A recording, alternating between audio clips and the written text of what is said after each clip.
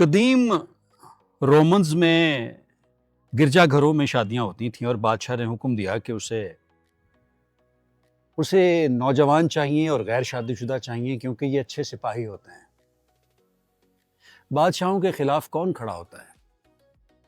यही सूफी संत फकीर, यही होते हैं ना। अब उस बादशाह को कोई नहीं जानता, लेकिन उस सेंट को, उस सूफी संत को, अल्लाह वाले को सब जानते हैं, पूरी दुनिया।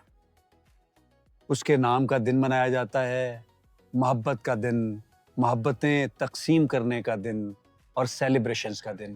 पूरी दुनिया में हर साल